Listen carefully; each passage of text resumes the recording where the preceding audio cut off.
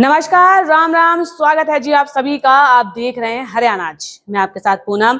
नजर डाल लेते हैं हरियाणा की कुछ प्रमुख खबरों पर। हमारी आज की पहली खबर के बारे में बात करें तो हरियाणा में खनन माफियाओं के हौसले लगातार बुलंद होते जा रहे हैं। गृह मंत्री अनिल विज एक्शन के मोड में हैं और उन्होंने सीधी साफ चेतावनी दे डाली है कि खनन माफियाओं को मेरा नाम लेकर ठोक दो। दरअसल हरियाणा के गृह मंत्री अनिल विज करनाल पहुंचे थे, जहां उन्होंने एसपी गंगाराम पुनिया को यह आदेश देते हुए कहा कि खनन माफियाओं को मेरा नाम लेकर ठोक दो। क्या कुछ कहेंगे सर? करनाल पहुंचे हैं आज।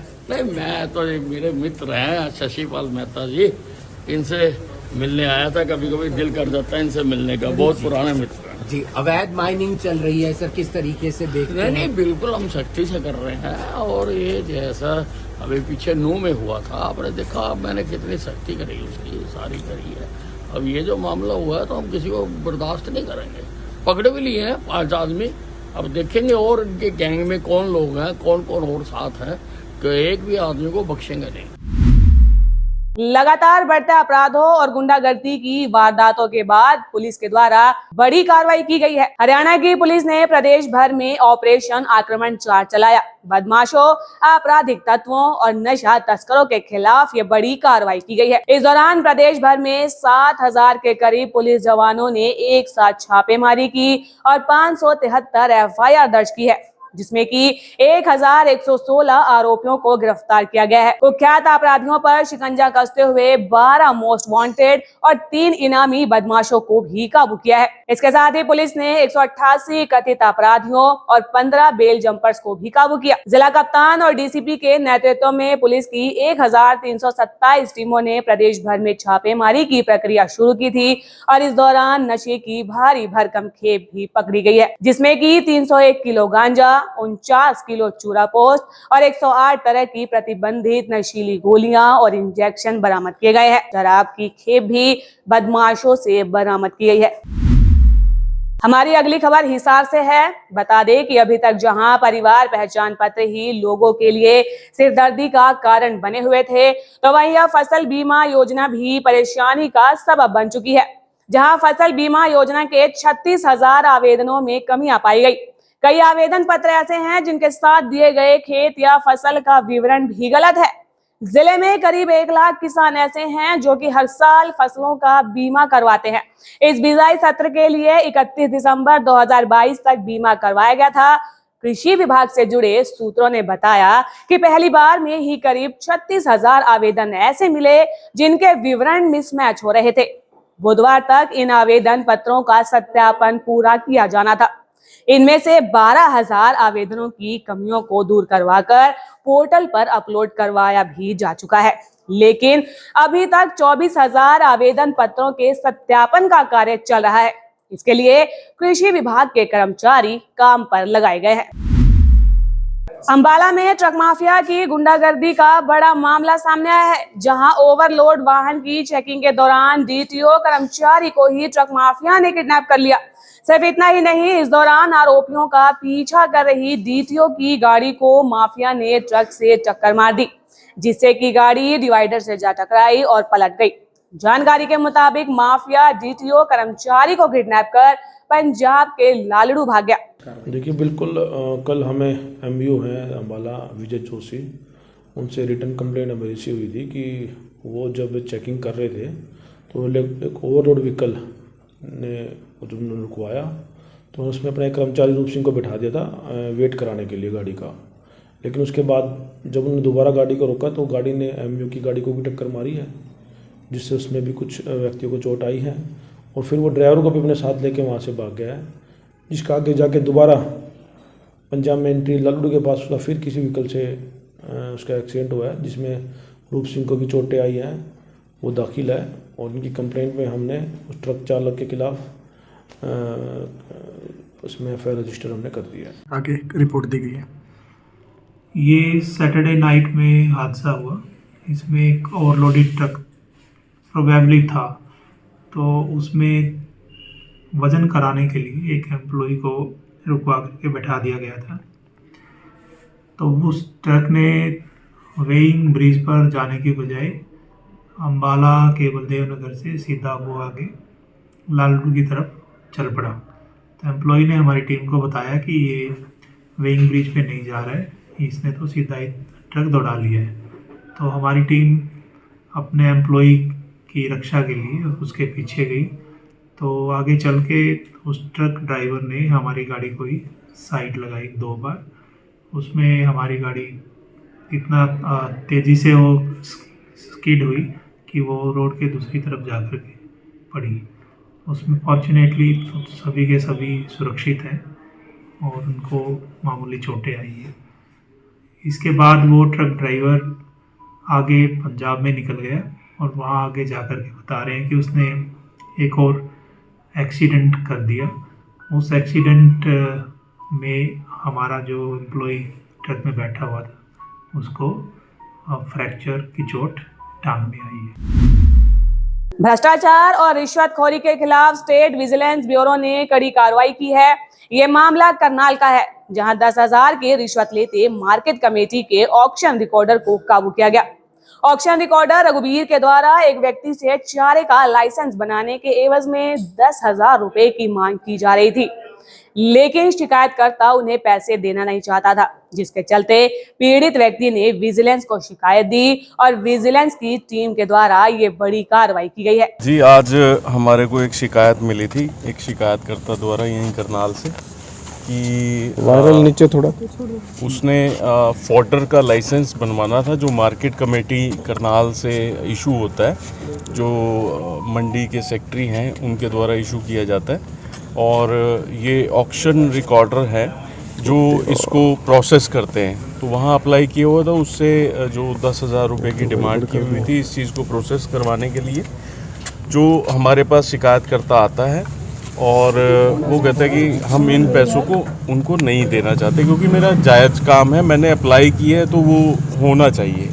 तो उस वजह से उसने शिकायत दी।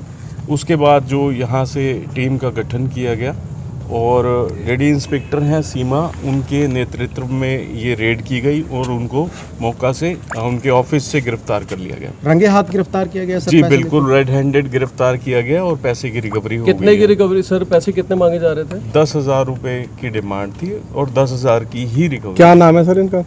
रघुवीर नाम है जी। किस पोस्ट पे है सर? किस एवज में लिए जा रहे थे सर? पोस्ट पे है ये? मैंने बताया ना आपको कि फॉडर का जो लाइसेंस इन्होंने अप्लाई किया हुआ था, तो उस लाइसेंस को करवाने के लिए और बनवा के देने के लिए इनसे डिमांड की गई थी। और जो शिकायतकर्ता ने आज कंप्लेंट दी और इनको रेड हैंडेड सर, जैसा कि आपने कहा कि ये सेक्रेटरी द्वारा बनाया जाता है, तो क्या सेक्रेटरी के नाम पर मांगे जा रहे हैं? वो अभी हाँ, उनके नाम पे मांगे जा रहे हैं। अभी उनकी इन्वॉल्वमेंट है या कितनी है वो आगे इन्वेस्टिगेशन में। और कौन कौन? सर, कहां से गिरफ्तार? मामला रेवाड़ी से है, जहां रिश्तों को तार तार रख देने की खबर सामने आई है। 2 बेटियों ने सौतेली मां पर जानलेवा हमला कर दिया। जानकारी के मुताबिक दोनों बेटियां पिता के द्वारा की गई दूसरी शादी से खफा थी। एक बेटी ने तो सौतेली मां पर चाकू से हमला कर दिया। सौतेली मां का गला काटने की कोशिश की गई है, जिससे कि महिला बुरी तरह से जख्मी हो गई। इलाज के लिए शहर के ही एक प्राइवेट अस्पताल में भर्ती करवाया गया है। घायल महिला की अगर माने तो शादी से पहले उसने खुद नरेंद्र की दोनों बेटियों से रजामंदी ली थी, लेकिन इसके बाद अचानक दोनों ने झगड़ा करना शुरू कर दिया। ये आरोप है कि पिता के द्वारा दूसरी शादी किए जाने से ये बेटियां नाराज थी। हमें सूचना मिली थी, नरेंद्र ने अपने स्टेटमेंट दी है कि उसकी घरवाली के साथ उसके बच्चों ने मारपीट की है, जिस संबंध में हमने मुकदमा दर्ज कर लिया। मुकदमा दर्ज करने के बाद वो बच्ची जिसने चाकू मारे थे, तो उसकी उम्र 17 साल कुछ महीने है, जो माइनर है। उसमें माइनर के तहत हम जो भी कार्रवाई है हमने वो कार्रवाई खिलाफ कर दी। तो तफ्तीश के दौरान ये बात सामने आई है कि उस नरेंद्र की जो पहली औरत थी उसकी डेथ हो गई थी। डेथ होने के बाद जो इसने 5 जनवरी को इसके साथ शादी की है, तो बच्चे इस शादी से नाराज थे, जिस कारण उनका आपस में घर में तकरार रहता था, झगड़ा रहता था। जो कल जो ये लड़की है माइनर, इसने गुस्से में आकर अपनी मम्मी के ऊपर चाकू से अटैक कर दिया। मामला करनाल से है, जहां बिरयानी को लेकर मामला इस कदर गर्म हुआ कि बात गोलीबारी तक जा पहुंची। बिरयानी पर हुए विवाद को लेकर ढाबा मालिक ने ग्राहक पर ही गोली चला दी है। जानकारी के मुताबिक ढाबे पर जो गोली चलने की ये खबर है, उसकी अगर माने तो ग्राहक की पहचान तरनदीप के रूप में हुई है। गोली लगने से घायल हुए तरनदीप की हालत बेहद नाजुक है। पहले उसे करनाल के एक अस्पताल में ले जाया गया था, लेकिन गंभीर हालत को देखते हुए सीधे चंडीगढ़ रेफर कर दिया गया। मिली जानकारी के मुताबिक पीड़ित तरनदीप बीती रात को ढाबे पर खाना खाने पहुंचा हुआ था, जहां इस बीच बिरयानी को लेकर उसका विवाद हुआ। विवाद के बीच में जब ढाबे का मालिक मौके पर पहुंचा तो तरनदीप की उसके साथ बहस हो गई और झगड़ा बढ़ गया, जहां विवाद के दौरान ढाबा मालिक ने लाइसेंसी बंदूक निकाली और तरनदीप पर गोली चला दी। डीसी कॉलोनी राजेंद्र नगर में रहते हैं, तो हम जैसे अभी घर पे पहुंचे तो इनका हमारे पास कॉल आया कि वीरे जल्दी आओ कि मेरे को गोली लगी है। तो हम एकदम से उन्होंने खुद कॉल किया, तो हम एकदम से भागे आए और इनको इमरजेंसी में हॉस्पिटल में यहाँ अमृतसर। इसके बारे में अभी कोई इन्फॉर्मेशन नहीं है, वो जैसे इन्फॉर्मेशन होगी तो आप पुलिस आई थी मौके पे? नहीं, मौके के ऊपर कोई पुलिस नहीं आई और अराउंड आधा घंटा हो गया हमारे को यहाँ आए हुए। तो आई थिंक डॉक्टरों ने इन्फॉर्म किया होगा पुलिस को, बट अब तक कोई भी स्टाफ का कोई बंदा नहीं आया। कोई बंदा नहीं पहुंचा? तो जिन्होंने गोली मारी उसमें से वो पकड़ा भी गया बता रहे हैं? तो कुछ ऐसे इन्फॉर्मेशन मिली है, कंफर्म नहीं है। तो बताया गया कि सेक्टर 4 चौकी में किसी बंदे को पकड़े गए हैं, बट काम क्या करते हैं ये इनका कार सेल परचेज का काम है। वहाँ ढाबे के पास झगड़ा हो गया। जिस सूचना पर हम मौके पर गए थे, मौके पर हमने एक बलदीप नाम का लड़का मिला, जिसको हमने बातचीत करी, वो पता कराया। उसने बताया वो एक तरनदीप के नाम के लड़के का गोली लगी है, उसके बारे में बता गया और रेफ़र किया गया है। और जो ये झगड़ा है, ये झगड़ा एक बिरयानी ढाबा है, बिरयानी ढाबा, उस पर तरनदीप और बलदीप दोनों उससे पूछने के लिए गए थे। उससे कोई सामान लिया नहीं, उससे भाई कैसे बना रहे हो, क्या बना रहे हो, तुम क्या करते हो, इस बात पर उनकी बहस होगी। बहस होने के बाद उसने अपने मालिक को बुला लिया। मालिक के आने के बाद मालिक है कृष्ण को बुला लिया। कृष्ण के आने के बाद इनके आपस में झगड़ा हो गया। झगड़े में तरनदीप ने उसकी कार का शीशा तोड़ दिया और उसने गोली चला। अंबाला में मस्कुलर डिस्ट्रॉफी बीमारी से ग्रसित बच्चों के अभिभावकों के द्वारा प्रदर्शन किया गया। इस बीमारी से ग्रस्त बच्चों के परिजनों ने अंबाला कैंट के फवारा चौक से लेकर शहर के मुख्य बाजारों में प्रदर्शन किया। बच्चों के अभिभावकों के हाथों में बैनर थे, जिस पर यह लिखा गया था कि हम बच्चों की एक ही मांग, जीवनदान। दरअसल इस बीमारी की अभी तक देश में कोई दवाई नहीं है। प्रदर्शन कर रहे लोगों ने अपने बच्चों के लिए दवा और डॉक्टर की मांग की है। मेरा नाम रवि प्रकाश है, मैं चरखी दादरी से हूँ। मेरा बेटा का नाम है आदित्य प्रकाश, उसको DMD है। मैं एक नॉर्मल बच्ची की तरह से उसको चेकअप करवाने के लेके गया था भिवानी में। वहाँ मेरे को पता चला कि मेरे बेटे को एक रेयर डिजीज़ है। पहले तो मेरे को भी समझ नहीं आया, क्योंकि इसके बारे में कभी सुना भी नहीं था। 2 साल तक मैंने कहीं उसका ट्रीटमेंट नहीं करवाया, लेकिन धीरे से मेरे को पता चला कि इसका PGI में है इलाज, मतलब ट्रीटमेंट होता है इसका। हम वहाँ लेके गए डॉक्टरों से, मैंने उनको भी दिखाया। उसके बाद हमने अनिल विज जी को विज्ञापन सोचा था, दिया है।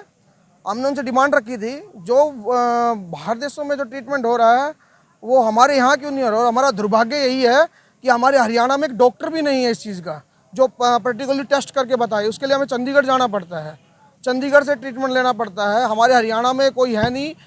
अनिल विज जी को हम बता चुके हैं, उसके बाद भी गवर्नमेंट कोई पॉजिटिव रिस्पॉन्स नहीं कर रही है हमको। पूर्व केंद्रीय मंत्री चौधरी बीरेंद्र सिंह ने कांग्रेस पर तंज कसा है। उनका यह कहना है कि कांग्रेस ने देश में 75 से 55 साल राज किया और अब वे सत्ता में खो जाते हैं। उनमें लड़ाई होना तो लाजिम सी बात है। उन्होंने कहा कि हरियाणा में किरण चौधरी अलग बोलती हैं, कुमारी शैलजा अलग बोलती हैं और रणदीप सुरजेवाला भी अलग बयान देते हैं। ये तो आपको भी पता है, इफेक्ट तो है। और 3,500 किलोमीटर कोई चल के जाएगा तो ये कोई ये कहो कि भाई इसका तो कुछ नहीं, ऐसा नहीं है। इफेक्ट है उसका, लेकिन कांग्रेस का अपना एक मजबूरी है कि कांग्रेस एक इतनी बड़ी पार्टी थी, पैन इंडिया जिसका कैरेक्टर था, आज वो सिकुड़ रही है। और सिकुड़ रही है इसलिए कि लीडरशिप की कमी है। एक तरफ तो मोदी की लीडरशिप है, एक तरफ कांग्रेस में लीडरशिप भयानक रूप से मिसिंग है। ये दोनों चीज़ें जो हैं कांग्रेस में लीडरशिप और उसकी लीडरशिप की डिक्टेट जब होएगी तो कांग्रेस, मैं ये चाहता हूँ कि कांग्रेस जैसी पार्टी विपक्ष की भूमिका में सबसे उपयुक्त है, क्योंकि कांग्रेस की जो सोच है वो किसी रीजनल पार्टी की नहीं हो सकती। रुक करते हैं आखिरी खबर की ओर। रेवाड़ी में भारतीय किसान यूनियन चढ़ूनी के बैनर तले किसानों ने प्रदर्शन किया। किसानों ने कृषि कार्यालय पर धरना प्रदर्शन करते हुए कृषि कार्यालय पर ताला ही जड़ दिया। कृषि अधिकारी और कर्मचारियों को अंदर ही बंद कर दिया गया। दरअसल ये किसान खराब हुई फसल की गिरदावरी करवाने और अन्य मांगों को लेकर लंबे समय से संघर्ष कर रहे थे, लेकिन मांगे पूरी न होने के कारण रेवाड़ी के गांधी चौक स्थित कृषि कार्यालय में पहुंचकर धरना दे दिया और धरना प्रदर्शन करने के बाद अधिकारियों और कर्मचारियों के अंदर होने के बावजूद कार्यालय के गेट पर ताला ही जड़ दिया। हम तो परेशान हो के यहाँ बैठे हैं। किसानों को नहीं मिल रहा, सरसों खराब हो रही है और ये कंपनियां जो है इन्होंने पैसे ले लिए और फिर भी उसका मुआवजा जो भी है उस हिसाब से कुछ नहीं दे रहे। क्या किया जाए? कितने दिनों से घूम रहे हैं। सरकार को भी काफ़ी बार चेतावनी दे चुके हैं और कोई रास्ता ही नहीं बचा। कहाँ जाएं ये किसान? इसलिए ताला लगा, मजबूर हो गए। आगे क्या करेंगे अगर नहीं करेंगे? आगे ये देखो, अगर ये काम कर दें तो करने की क्या जरूरत है? नहीं करेंगे तो नहीं करे तो हम अपना यहाँ धरने सत्र पर बैठे ही है। फर्स्ट क्लास सरकार है, ये किसानों के हित में नहीं है। ये दूसरी पार्टी बड़े आदमी अडानी अंबानी की उनकी सरकार है और अभी जो छोटे किसान थे उनके 2-2 हज़ार रुपये वो भी इस बार नहीं मिल रहे हैं। मतलब कभी आईडी लाओ, कभी आईडी में मतलब हुआ फैमिली आईडी में या कभी वो कमी। और बहुत से किसानों के जो छोटे थे उनके जो पीले कार्ड थे साहब वो सब कट गए। मतलब छोड़ रोल करो करो।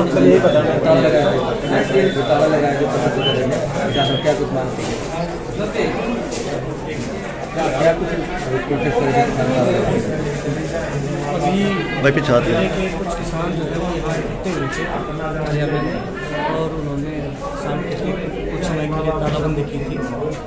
उनकी मुख्य जो मांग थी वो ये थी कि उनको जो फसल बीमा योजना है उसका लाभ उनको प्रॉपर ढंग से नहीं मिल रहा। दूसरी थी कि उनका कुछ हिस्सा जो है भावांतर भरपाई का जो सरकार से जो उनको लाभ मिलना था जो उनका ड्यू है। और तीसरी थी उनकी पीएम किसान कुछ जो है सम्मान नहीं प्राप्त नहीं हो पाई है। तो इस बारे में विस्तार से उनसे जो किसान यूनियन के नेता थे उनसे बातचीत, कृषि विभाग के अधिकारियों से बातचीत की। एक कंपनी के ये थी हरियाणा आज की कुछ प्रमुख खबरें। आपको हमारी ये कवरेज कैसी लगी कमेंट कर बताना ना भूलें और ऐसी ही प्रमुख खबरों के बारे में जानने के लिए हरियाणा आज को लाइक, शेयर और सब्सक्राइब करना ना भूलें।